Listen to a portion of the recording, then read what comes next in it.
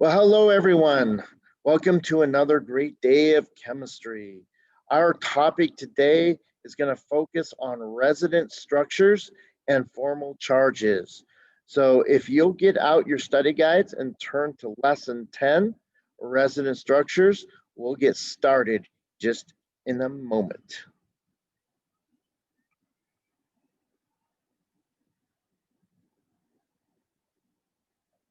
All right, lesson 10, resonance structures. Now that you've had an opportunity to practice a little bit about drawing Lewis dot structures, you might have come across situations where you might ask yourself, well, wait a minute here. There could be more than one feasible valid Lewis dot structure for a molecule. Have you come across any of those? If you have, don't worry. Because there are more than one feasible structures for certain molecules. And when that occurs, you have what is known as a resonance structure, okay? So what we're gonna do is we're gonna learn how to identify if a molecule has more than one feasible structure today. We're gonna learn how to draw resonance structures, and then we're also going to use formal charges to determine which resonance structure is the best or most stable for that molecule. Okay, so those are kind of the objectives or goals of this lesson. So let's look at some points that we need to note in order to identify Lewis dot structures that form possible resonance structures and how we deal with those, okay? So here are some ideas. First of all, as we have already mentioned, is that yes, there can be more than one feasible structure for a molecule. And this is known as resonance, okay? And when you come across that, often you will find that it occurs, or resonance often occurs, when double bonds can be positioned in more than one place, right? And you've already might have come across that situation. Just in a situation where, well, that double bond could go here, but it can also come over here. So where do I put that double bond? Well, you're going to put it in both places, as you'll see in a moment, okay? Now, a note, this is really important point, and we'll point this out as we look at resonance structures, is that the bond lengths and the strength of a bond for a resonance structure is going to contain sort of the average of both single and double bonds that are present, okay? So in other words, if you see a single bond in a resonance structure, it's not really truly a single bond. And a double bond is not really a double bond, okay? But instead, a single and double bond are kind of an average between those two types of bonds, okay? That's what we're talking about, including their bond strengths. And we'll get more into that in just a moment, okay? Now, resonance structures are excellent in the fact that they help to lower the structure's potential energy of the molecule itself, okay? In fact, is the more resonance structures that can be drawn for a particular molecule, the more valid structures that can be drawn, the more stable the molecule is, the lower potential energy it will have, okay? So let's use a example of the carbonate ion here. And what I've done is I've already have the Lewis dot structure for the carbonate ion drawn out for us here. And the carbon is the central atom. By the way, the formula for carbonate is CO3 2 minus, okay? So it is an ion. And once I go through all the steps to draw the carbonate ion out, I get a structure that looks like this. And I have my brackets around and with my negative charge, -2 charge out here in the upper right-hand corner, okay? But as you'll notice that I actually have 3 different structures for the carbonate ion written here. And that is because my double bond, the bond between the oxygen and this carbon here, can actually be written or drawn in 3 different locations. I have the double bond written here, but it can easily be written right here or even right here. So which one is correct? Where do I really put this double bond? Well, in reality, the double bond exists in both or all 3 locations. Now, when I say they exist in all 3 locations, I mean they exist in all 3 locations at the same time. Okay? The same time. So the double bond is not just like in one place and then it switches over to another place and resonates over to another place. No, no, no, no. That double bond is in all 3 places at the same time. Okay? Welcome to quantum mechanics, right? Remember that these electrons have wave behavior.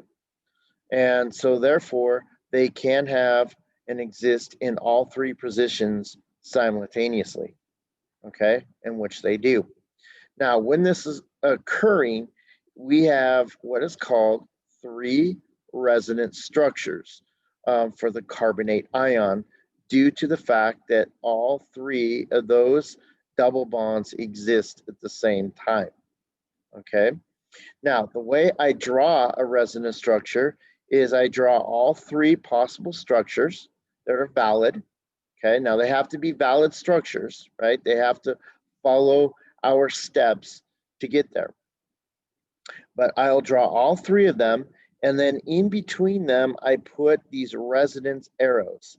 Okay, now when I draw these arrows that are kind of these double arrows that are going in both directions, I know as a reader that these 3 structures are resonance structures, and therefore all 3 of these structures exist at the same time. Okay, so because of that, it's really difficult for us to really draw what the real structure of the carbonate looks like. All we can say is that all 3 of them somehow exist together into one structure, and this is our best way of representing that, is by showing all 3 possible structures and realizing that they all are occurring at the same time. Okay, hopefully that makes sense. And again, we'll use those arrows in between the resonance structures to draw that. Now, let's talk about the single bonds. Well, does that mean that there's no single bonds here and they're all just double bonds? No, the single bonds are there too. Okay, yes, all 3 structures exist at the same time. So therefore, those single bonds are also there at the same time as the double bonds. Crazy. However, in reality, the single and double bonds probably take sort of an average that come about. And the reason why is because when we take and look at the bond lengths, okay, remember we talked about bond length, okay, and that's the optimal distance that the 2 atoms are from each other in a covalent bond to lower the potential energy.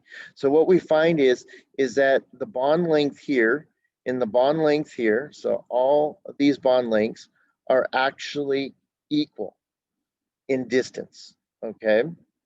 Well, all right, double bonds are normally shorter bond lengths than single bonds, okay? So the fact that all 3 of these bonds have equal lengths tell us that really the double and the single bonds somehow average out to form kind of a hybrid or something that's sort of in between a double and a single bond. okay? So for instance, what we know by these bond lengths is that each one of these bond lengths is shorter than a single bond, but larger than a double bond, okay? So somewhere in between, okay? But what you should know and write down is this very important idea, is that all three of these bonds have equal bond lengths. And that's typical in resonance structures. They also have equal bond strengths, okay? That means all three of these bonds require the same amount of energy to break them. Now, normally it's harder to break double bonds and much easier to break a single bond. But in this case, they're all equal. So again, we find that since they're all equal simultaneously, that all three structures must coexist simultaneously. And therefore, all bond lengths are equal and all bond strengths are equal. And those two ideas are classics in resonance structures. And don't be surprised on the test that you take that there will be questions that will ask you about the bond lengths and bond strengths in resonance structures. And they're just equal and all the way around, okay? I hope that makes sense. All right, let's look at another situation. So what we have here is the molecule of ozone, O3. Now, when we apply the Lewis dot structural steps that we know and draw out the Lewis structure, we get a structure that looks like this, okay? But we have a double bond again. Now that double bond can be here, but it also could be here, right? As is depicted by this other structure. So therefore, we have two possible structures for ozone, okay? And so we need to clearly draw both valid structures for ozone and represent the fact that both structures exist simultaneously. And we indicate that by using the residence arrow here, okay, in between the two structures. And even though we can't clearly or accurately draw the real Lewis dot structure of both of these occurring at the same time, what we can visualize in our mind is somehow both of these structures do indeed occur simultaneously, okay? So what about the bond strengths and the bond lengths? Well, they're going to be even, okay? The bond length here is the same as the bond length there, and same as the strength. And that's because, again, we have a double bond that exists at both of these locations, but we also have a single bond here and a single bond here. So somehow these double and single bonds average out in such a way to get equal bond lengths and equal bond strengths for the overall real structure for ozone, okay?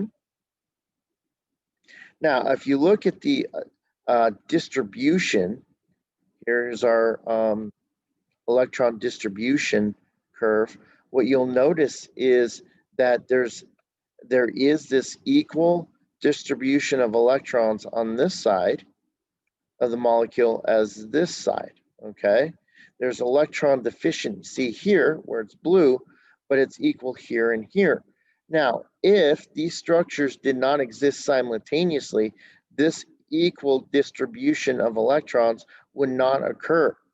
In fact is, if the double bond was just here, then this would have a much higher red content and it would have a much higher electron density, right?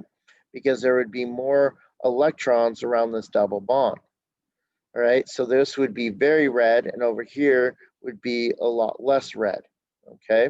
But the fact that the red amount is the same tells us that the electron distribution is exactly equal on both sides. So the double bond exists here, but the double bond also exists here at the same time. So does the single bonds, okay? So by looking at the electron density and the distribution of electrons in the bonds, we can see that resonance structures do occur, and they occur at the same time simultaneously. Okay, so we know that we have that good evidence that we're on the right track here. Okay. All right, so we have some other possible Lewis structures that can be drawn here. We have CO negative, which only forms a single bond, and there's only one possible structure for this, okay? So there's no resonance going on here. But for ClO2 minus, there are two possible resonance structures because the double bond can be here or it can be here. So again, we would draw both resonance structures that are possible for CO2 minus. CO3 minus can have three resonance structures because you can have two double bonds, one there and one there, okay, in this structure. But those double bonds could also be there and there, or here and there. So all three of these structures are valid for ClO3 minus, okay? So therefore, we write all three of those resonance structures and know that the real structure is something of an average of all three that occur. And again, all the bond lengths and all the bond strengths are equal in all three, or in the overall structure of the molecule, okay? All right, and then we have Cl4 minus, and here we can have essentially really 4 different resonance structures, all right? And so we would draw all 4 of those resonance structures, okay? Now, as I mentioned before, though, the more resonance structures that we can draw, the more stable the molecule is, okay? The lower the potential energy the real molecule actually has, right? So what we're saying again, I hope we're getting this, is that all 4 of these structures are valid. So we draw all of them. The real structure, though, is some average or some combination of all 4 of those structures simultaneously, okay? And therefore, since we can draw those 4 valid structures, that ClO4 minus is pretty stable. It's more stable than ClO minus or ClO2 minus or even ClO3 minus, okay?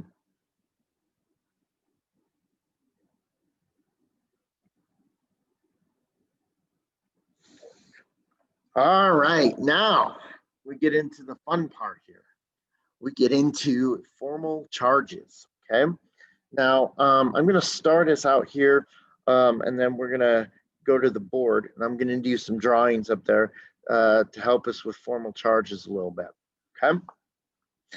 Now, sometimes we can write more than one valid Lewis structure, and but they don't look exactly the same. They have the same sort of skeletal structure where the atoms are still bonded together in the same arrangement, but they don't exactly look like each other, okay?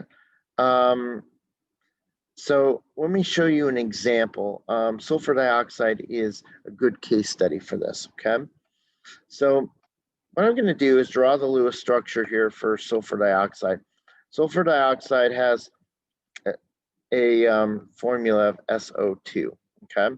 So to speed things along here, I'm gonna go ahead and draw the structure because I know what it is, but just know that I went through the steps in order to get there, okay? So what I'm gonna find is sulfur in the center, and then I'm gonna have a single bond between this oxygen. It's gonna have some lone pairs out here like so. And then the other oxygen is going to be double bonded to the sulfur like this, okay? So this is a Lewis structure for sulfur dioxide. However, this double bond could be over here. So in reality, I do have another resonance structure that I can draw, or in other words, another valid structure to create resonance structures, okay? So I'm going to do that. I'm going to go put the double bond now right here. And now I have the single bond here. Okay, like so. And so now I have two valid structures that are drawn out here for SO2. Now, some of you remember that sulfur can have an expanded octet, okay? And this brings up an interesting situation. With elements that can have expanded octets, there could be other structures drawn that are valid that have expanded octets with the central atom. In this case, sulfur can do that. Let me show you another resonance structure that is possible. And that is that sulfur can be double bonded to both oxygens. Oh, by the way, forgot I need to put dots there. Okay. Dots there. Dots there. Yeah, there's a lone pair on the central atom of sulfur. Okay. This is a valid structure for sulfur dioxide. If you don't believe me, then go through the steps and you should be able to come up with this as a possible valid structure. Okay, so what we have here for SO2 is really three valid resonance structures. Now, they have the same skeletal structure. And what we mean by that is that the sulfur is our central atom in all three of these structures, and sulfur is bonded to each of the oxygens individually, and the oxygens are only bonded to the sulfur. Okay, so it's structurally, structurally, they look very similar in how the atoms are arranged. However, the bonding is different, right? Because here we have a double bond and then a single bond. Here we have the double and single, but here we have two double bonds and no single bonds, okay? Now, all three of these structures can be written and drawn for SO2, and that's okay, because again, as we said, the more resonance structures that can be drawn, the more stable the molecule is, okay? And so what is the real structure of SO2? Well, it's going to be a combination of all three of these at the same time, right? Try drawing that one, right? No way. So again, this is the best way that we can do that as accurately as possible, okay? Now, but when we have a situation like this, we might want to ask ourselves which one of these structures actually is the best representation of the molecule at hand. Which one gives us the more, let's see, more representative structure in the overall structure of the molecule? Okay, so in other words, also what I'm saying is which one is more stable? Okay, which one of these three? All right, now I can determine that by using what is known as formal charges. Now, formal charges don't really truly exist, okay? It's an illusion. It's basically a way that chemists have developed in order to kind of check to see which of the structures in a resonance structure is the most valid or the most stable, okay? The most representative structure. Okay, so what you're going to have to do is learn how to do formal charges. And so each element in the structure is going to have some type of assigned formal charge. All right, and so you have to look at each element separately and make that calculation. Okay, so let's do that. Let's learn how we're going to assign formal charges. All right, so calculating formal charges. So a formal charge is determined for each atom within a structure by using the following formula, okay? So I'm showing you the formula, but I'm going to simplify it down here in just a moment, okay? So basically what you do is you take a look at the element that's involved in the bonding, and you determine the number of valence electrons that the atom would have as a free atom, okay, as a free atom. Okay, in fact is, let me draw this one structure of sulfur dioxide. Kind of use this as an example of what we're doing here. Okay, so there's the one valid structure of sulfur dioxide. Okay, so what I'm saying is let's look at oxygen, for instance. Let's take a look at this oxygen right here. Now we have to assign a formal charge to each one of these elements, but I'm going to start with this oxygen here that's single bonded. So how many valence electrons does oxygen normally have when it's free and not bonded? Well, it would have 6 if you look at the periodic table, okay? So what I'm going to do is I'm going to take those 6 valence electrons from a free oxygen atom and subtract them from essentially the electrons that have been assigned currently to oxygen or that oxygen in the bonded structure. Okay. Now, how do I determine the assigned numbers? Well, each lone pair, okay, each electron in a lone pair here is assigned to this oxygen. So each one of these electrons would be considered one electron assigned to this oxygen, okay?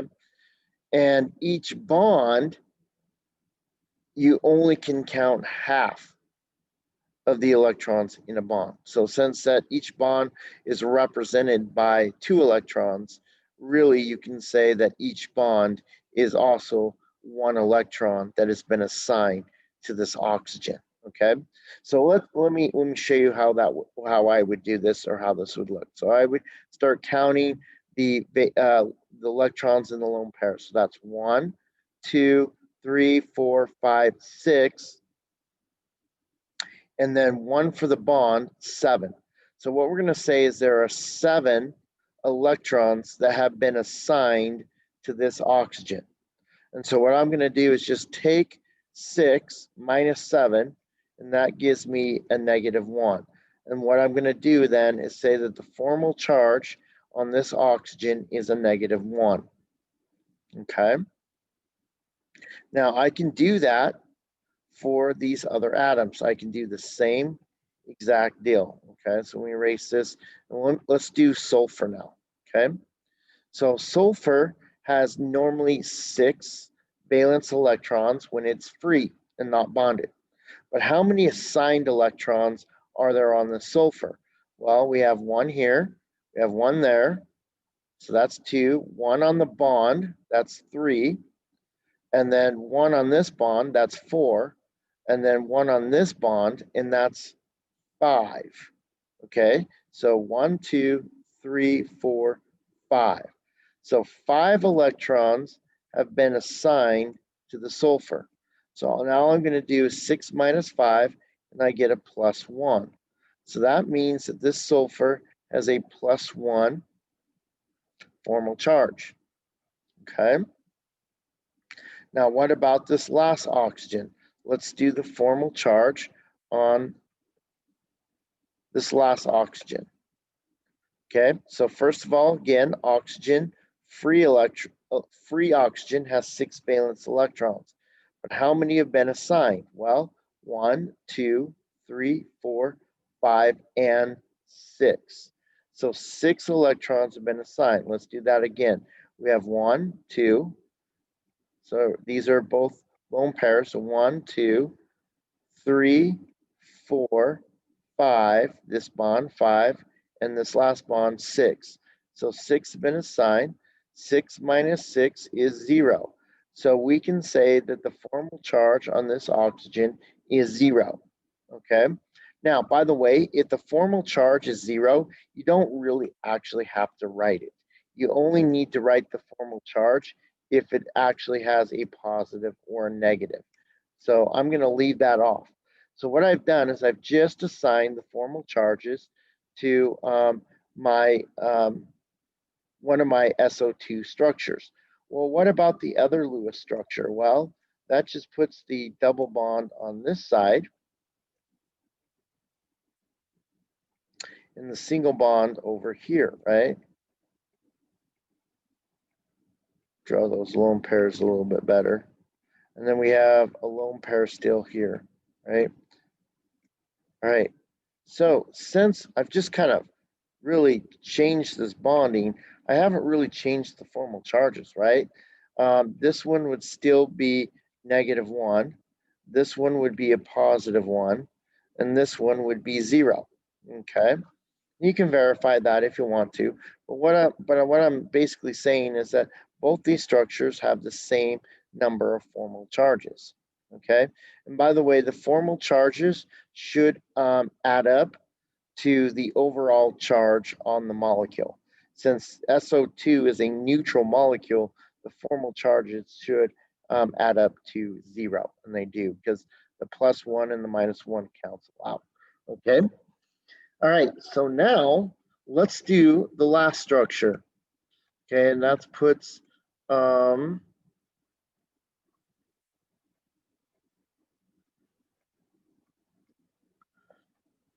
then we have those lone pairs there, right? This is just that last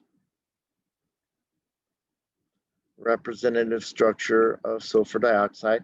Okay, now let's do the charges, formal charges here. So let's start with this oxygen. It normally has 6, right? And it has 1, 2, 3, 4, 5, 6 assigned. So 6 minus 6 is 0. Ooh, so this oxygen does not have a formal charge.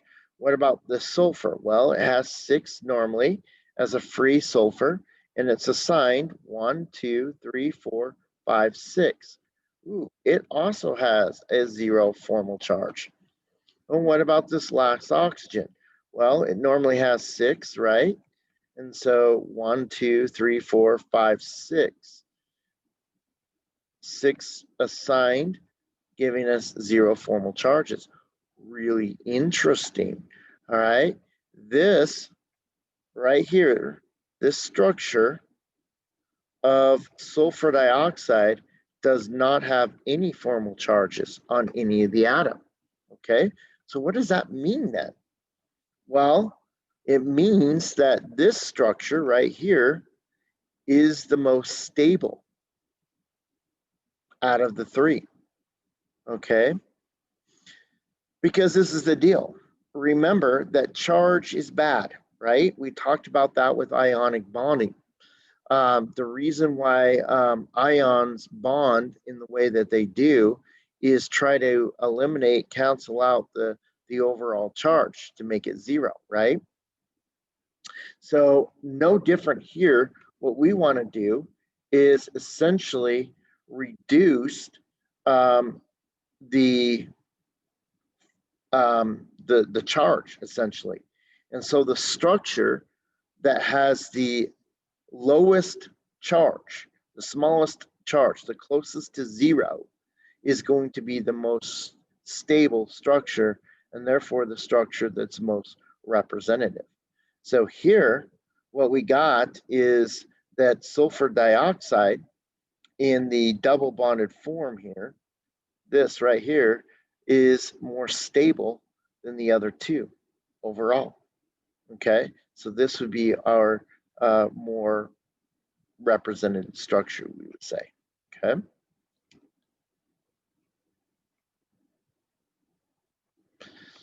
All right, so let's look at some things here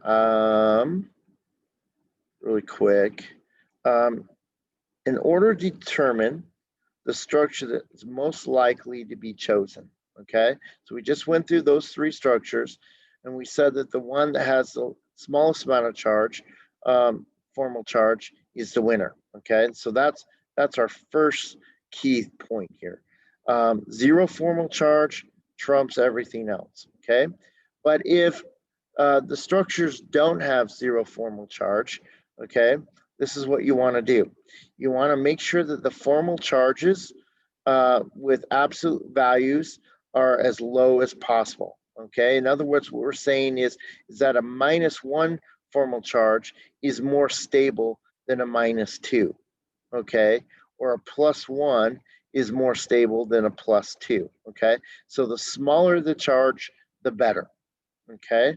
The higher the charge, the more unstable the structure is, okay? So we want zero formal charge, and if we can't get that, then we want the lowest charge possible, okay? So those are some things to think about. Now, the last one here is to keep in mind is that we want to keep negative formal charges on the most electronegative atoms, okay? So very high electronegative atoms are able to handle negative formal charges much better, but they do not handle positive charge very well. So what we want to do is for like our fluorines or our chlorines or oxygens and sulfurs, nitrogens, things that have really high electronegativity values, we want those to be more negative formal charges and less positive. Zero still is the best, okay, overall. But these are some things to keep in mind as we're looking at the formal charges and deciding which structure is most stable or the better representative structure, okay, overall. Okay, so let's look at this, okay? We have up here two resonance structures for this molecule. And what we want to do is the formal charges have already been assigned to us, okay, lucky us. And so now what we need to do is pick out which of these two structures is the most stable, okay, the most representative, all right? So let's look at the first one. This nitrogen has zero formal charge. These hydrogens have zero formal charges. That's why they're not there. But this nitrogen has a +1 formal charge, and this carbon has a +1 or -1 formal charges. Okay. Then we look at the other one, and again, we see hydrogens are zero, and now this carbon is zero. But the nitrogen, well, this one is +1, and this nitrogen is -1. Okay. So overall, the formal charges would cancel out to zero because we have equal positive and negative charge. So now what we need to do is see where these charges best fit. And we know that they best fit on the more negative charge fits best on the most electronegative atom. So let's look at the negative charge first. So we have a negative charge on nitrogen and a negative charge on carbon. Well, which of these two elements is the most electronegative? Well, nitrogen, of course. So therefore, we would say that nitrogen is better equipped at handling negative charge than carbon. Because of that, then, this structure right here is the most stable and the best representative structure for this molecule. Okay, see how we did that? Now, we don't care so much about the +1 because it's both in both structures on the nitrogen. So it's not going to do much for us there. Okay, all right, so we have one more. Let's check this one out here. So now we have 3 resonance structures. I should probably use double arrows to represent our 3 resonance structures. But which one of these 3s is the most stable? I want you to see if you can look at those and come to your own conclusion, which one is the best representative structure. All right, what did you come up with? Well, let's look at the formal charges here that have already been assigned. We have a -1 and a -1 here and a +1. So the -1 and the +1 cancel out. This leaves us with a net -1 charge here. Over here, we have a -2 and a +1. So overall, this would give us a -1. And then over here, we have 2 positives and 3 negatives, okay, which would cancel out to leave you with 1 negative. So they all have an overall -1 charge, okay, in these molecules. And so actually, the Lewis structure should be really represented by these negative signs here. Okay, we should have a negative ion. So in other words, what we're saying is that these are ions. They should have -1 charge represented, okay? All right, so now that we know that, let me get rid of some of these. There we go. Okay, so now that we know that, which one of these is the most stable? Well, look at what we've done here. We've put 3 negative charges on a carbon. Oh, that's awful. We even have 2 negative charges on this carbon. Well, it's better here.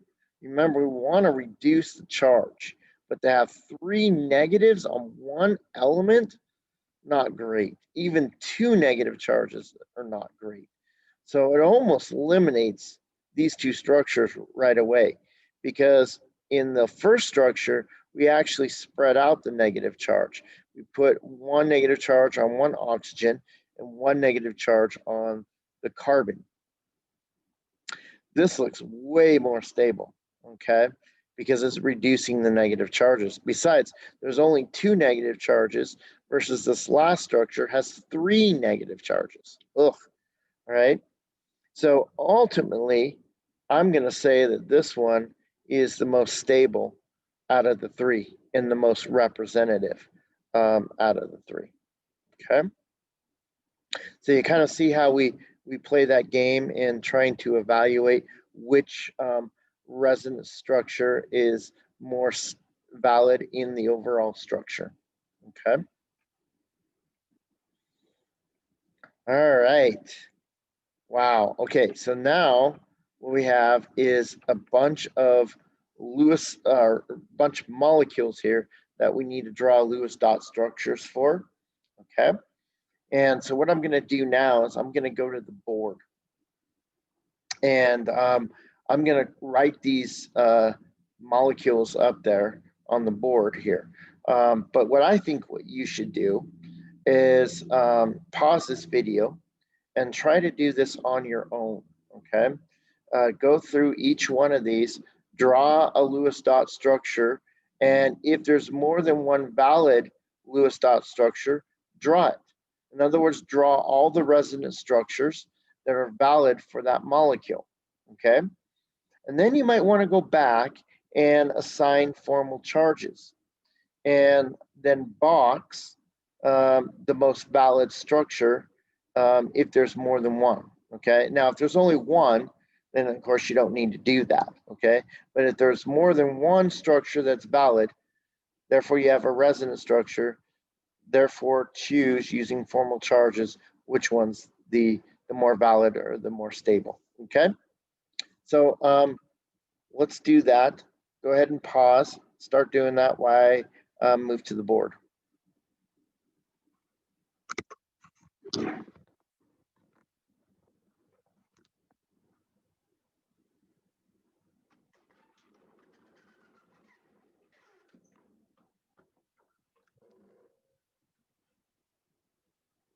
All right, I think see that okay, hopefully.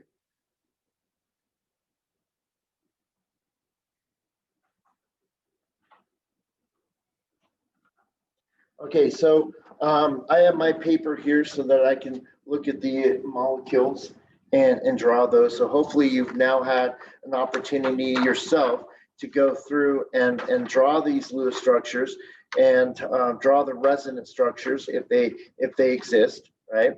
And maybe even determine which one's the most valid, okay? So the first one is CCl4, okay? So if I was to draw the Lewis structure for this, I got carbon in the center, and then my 4 chlorines should be bonded to my central atom. And I should have these lone pairs out here on the chlorines, like so.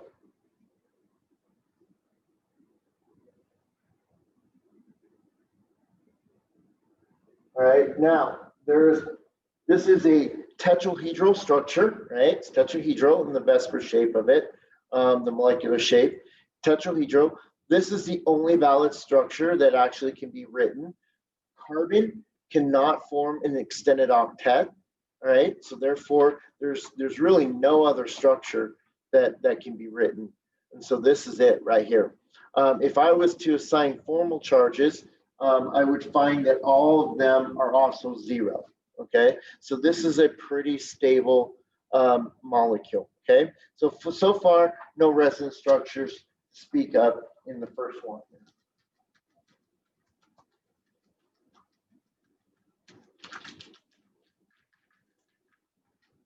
All right, so let's go to the next one. NF3, okay? So if I draw the Lewis structure for this one, I would get something like this. Nitrogen has a lone pair. Each of the fluorines have lone pairs around them, several lone pairs. Each of them have 3 lone pairs to be exact, okay?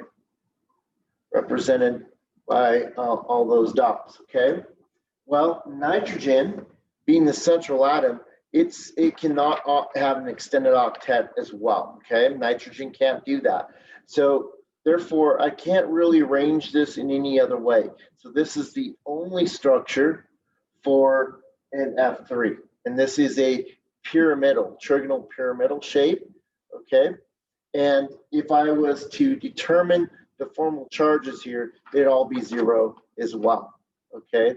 And you can verify that if you want. I'm just kind of speeding things along until we get to our first possible resonance structures here, okay? All right, so there's that one. All right, our next one is what? SO3.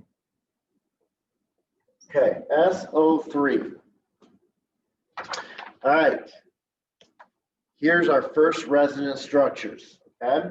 So we could draw something like this, okay? And I'm gonna put in our lone pairs. They're possible here, okay? This is one valid structure, but notice it has a double bond, and that double bond could be at any one of these 3 oxygens. So I need to actually draw the other 2 valid structures indicating that our double bond could be in a different location, right? But remember that that double bond exists in 3 of those locations at the same time, right? So here's my next one.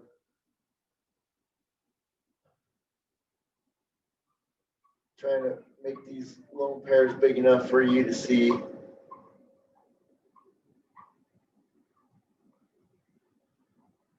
All right. Wow. So I have 3 structures that are all valid. Okay. Now, is there any other structure that could possibly be written? So at this point, you might ask yourself, okay, sulfur, just like we did the other ones, carbon and nitrogen, they can't have extended octets, but can sulfur? Well, sulfur is on, if you look at the periodic table, right? I'm looking over at my periodic table. Sulfur is in period 3, okay? So sulfur could have an extended octet, okay? In fact, usually it does, okay, in most cases. So could I draw a structure that would show sulfur as an extended octet? And the answer is yes, okay? I could also have this structure, and I'm kind of running out of room here, so I'm just gonna kind of do another arrow down here, right? If I had more paper space. And I could have something like this,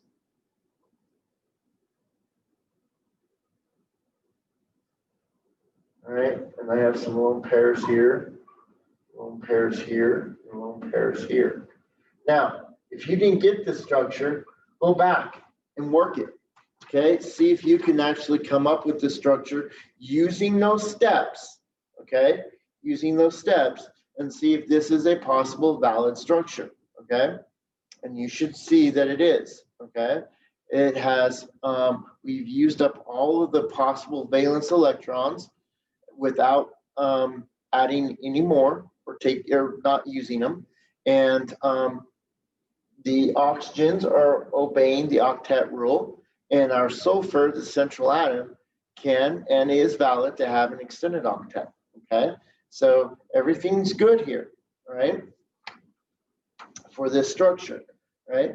Now there is another possible one too, honestly. And that is, what if we have the double bonds in two locations like so?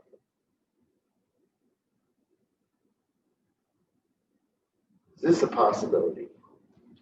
The answer is yes. Okay. All right. So I mean, there are several structures here that we can draw. Okay, for SO3.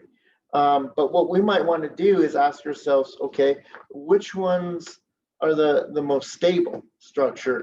And to do that, we got to assign formal charges. So that's what I'm going to do. I'm going to assign formal charges and see if we can figure out which one is the most stable.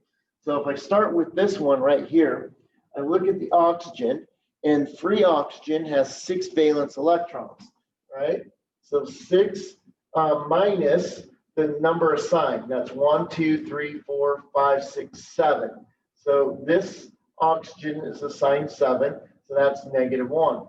That makes this a -1 formal charge on that oxygen, okay? On this oxygen, we have 6 normally in a free oxygen, and we're assigned 1, 2, 3, 4, 5, 6. So that's 0. So that's a 0 formal charge. This one and this one are the same, so they both are -1 charges. But what about the sulfur? Well, sulfur normally has 6, and it's assigned 1, 2, 3, 4. So it's assigned 4. So we're going to subtract 4, and that gives us a +2. And so that actually puts a +2 formal charge onto that sulfur. Okay, well, that's a lot of charge, right? And so what about these other structures? Well, because they're exactly pretty much identical, we're just moving the double bond, they actually all have the same formal charges across. So I'm going to write that as -1. This is a -1. This is a +2. That's a 0. This one is -1. That's a -1. That's a 0. And this is a +2. Okay. So all of these three structures are not, I mean, they're not terribly bad, but they do put a +2 on that sulfur as the formal charge. Okay. So now let's look at these other two here. Okay. This one. So let's look at these oxygens. Well, this oxygen normally would have 6 valence electrons. Subtract it from the side. 1, 2, 3, 4, 5, 6. 6 minus 6 is 0. That has a 0 formal charge. The fact is, all of these oxygens have 0 formal charges. That's pretty favorable. What about the sulfur? Well, sulfur normally has 6, but it is assigned 1, 2, 3, 4, 5, 6. Oh, look at that. This structure right here has no formal charges on it. None whatsoever. That's pretty good. So far, that seems to be our most stable structure with no formal charges, unlike the other ones up there. And then finally, our last one, to be quick, this is going to be 0. That's going to be 0. That's going to be -1. And what about the sulfur? Well, it's going to be essentially 6. So it's going to be 1, 2, 3, 4, 5. So minus, that's going to be a +1. So that puts a +1. So actually, this one is probably better than these two, or these three up here. But the problem is, it's not as good as this one here. I'm going to put a box around this one, and this seems to be probably our most valid or most stable structure for SO3. Now, all of these are resonance structures. All of these are valid. All of these can exist. So the real structure of SO3 is a combination of all these structures at the same time. And I'm not even pretend to know what that even really looks like, okay? But this one is probably the best representative of them. And this is the one that is probably seen, would be seen more often using experimental data that we can draw from the structure, okay? Right there. And it's interesting to note that the double bond for these three are all in the same 3 locations. I don't know if that's a coincidence. I'm not sure. I don't know if anyone could really answer that, but it is interesting. Okay. All right. Wow, that was a big one. Whew. Okay.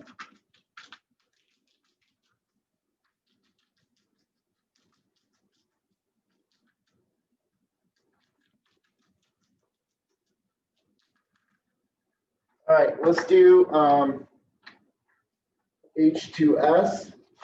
This one's easy. It should be SH with this one there, and another lone pair there. This is what it should look like.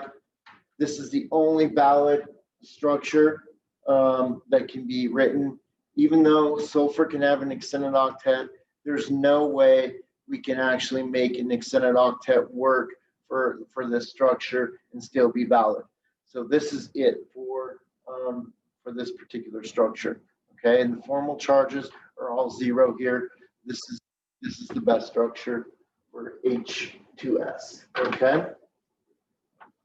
And then we have SO4 2 minus. Okay.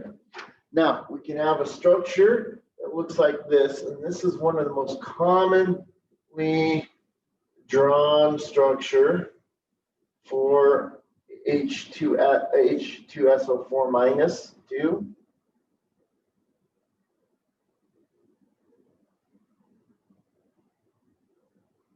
Okay, and it is an ion, so I do need brackets in the -2 charge. Okay, so this is pretty common structure for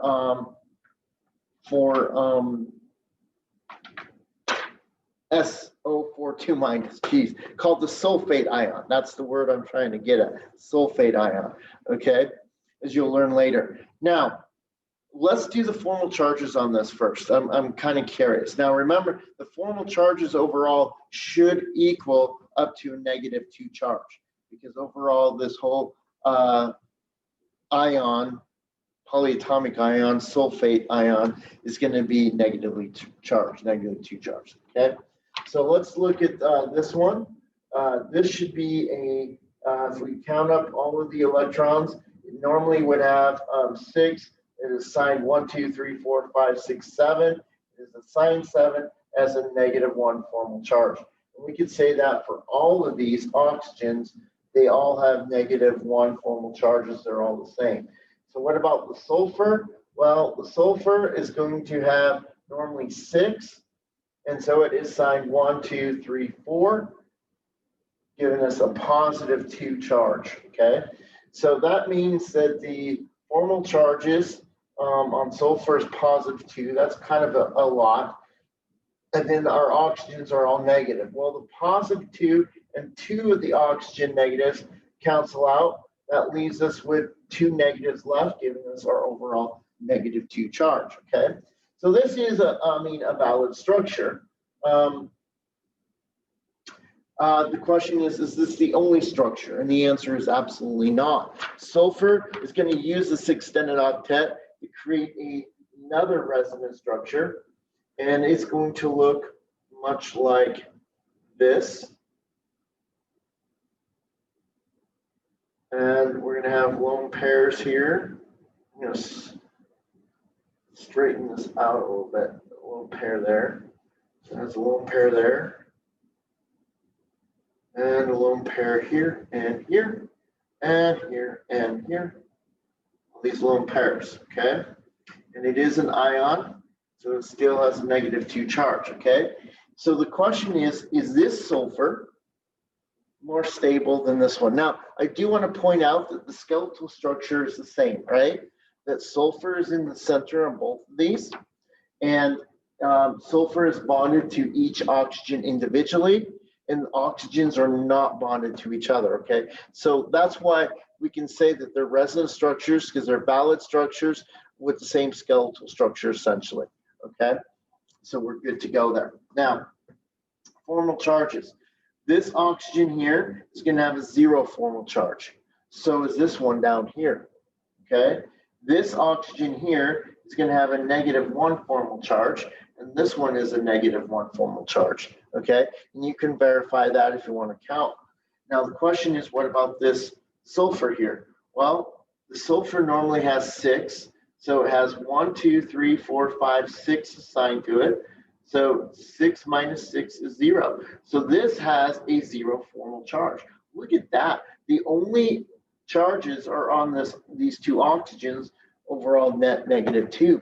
But what did we do? Look at this. We eliminated the +2 formal charge that was on the sulfur, and now it's 0 using the structure. Plus we lost negative charges on these two oxygens. So which one of these structures is more stable, more lower in energy, and more likely to be the more valid structure? Well, it would be this one right here, right? This one right here is actually the best structure for sulfate ion, or SO4 2-. Okay, kind of interesting, right? So there you go. All right. Now I know time is, been doing this for a little while, and I'm hoping you're kind of catching on to this. So what I'm going to do, I'm going to pick a couple more from this.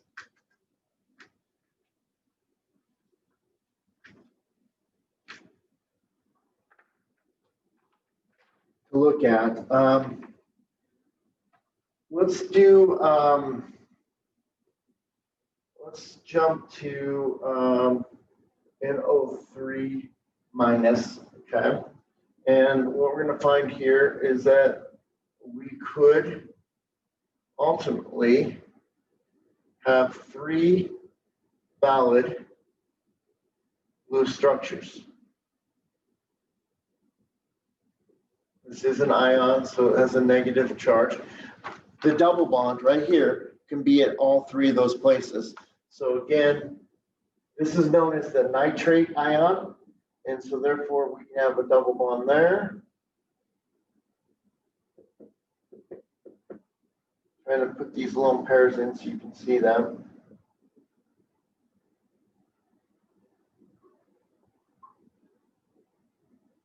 Okay.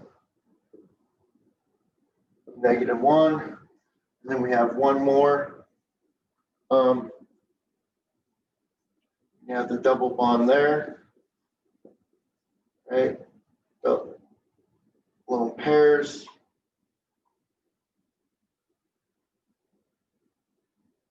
Okay, and so forth, okay? Now, can there be any other structure? Well, nitrogen, the central atom, is in period 2. Nitrogen cannot have an extended octet, okay? So no, this is it. So these are the only 3 valid structures for nitrate, NO3-, okay? Now, all 3 have to be drawn, okay, to be correctly representative.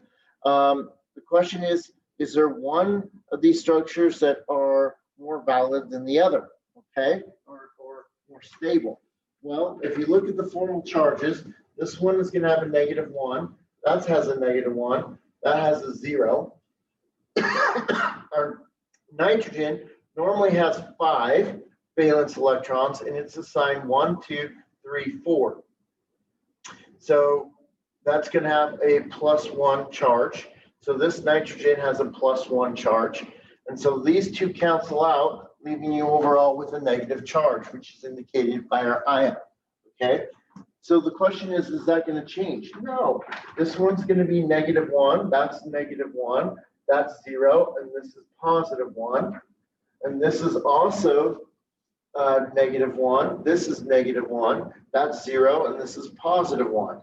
So the answer to our question is they all have the same formal charges. Therefore, all three are all stable, equally stable. Okay, so if I was to ever ask you a test question of which, if you were to only pick one of these, okay, to be the representative structure, to be the most stable, which one would you pick? You have to pick all three. Okay, there's not one that's better than the other. So the answer to my question then is you have to draw all three of them. Okay, if I say which one is the best representative structure, they all are. Okay, and you would draw that and you would indicate that. Okay, and so that's kind of what I was wanting to pick that out to you. Remember that all of these that I showed you here in this problem have equal bond lengths and equal bond strengths. Okay, equal all the way around. All right. Let's do this one, and we're almost done. I just want to go through this one here. All right, so if I was to draw the Lewis structure, I might get something like this.